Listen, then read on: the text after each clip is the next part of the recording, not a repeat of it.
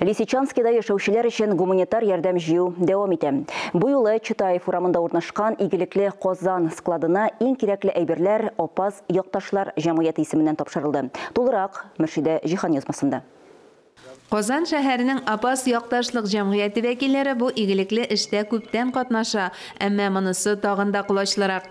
Бик күп кеше шалтыратты да, бик күп кеше үзләре каршы связга чыктылар, каяп кергән, ничек эшләргә дип, шуның өчен һәрбер эштә бер шундый авианың теләкле, зур йөрәкле, зур теләкле кеше булса, калган оештырырга була.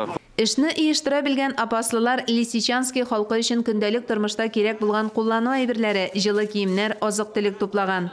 Менә бу шакырлар килгәч Апас җәмгыятеннән тоже минем ярдәм тәсим килде. Менә барган сугышларыбызның шансын иде. Менә безнең киткән ярдәмнәр барып җитсеннәр иде. Игелекле Казан складына тупланган гуманитар ярдәм әрҗәләре йөк машиналарына тиеп төп штабка озатыла. Оннан Лисичанский шәһәренә җибәрелә. Апас якташлык җәмгыятенең актив вәкиле Илсур Сафин Луганскига артистлар төркеме белән барган булган. Халык белән дә сөйләштем, халыкны да күрдем.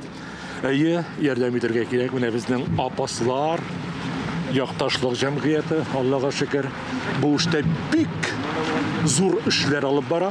Зур эш башкаручыларга һәркем кушыла. Исегезгә төшереп узабыз. Татарстан Лисичанский азат ителгәннән соң шәһәрне шифлыкка алды.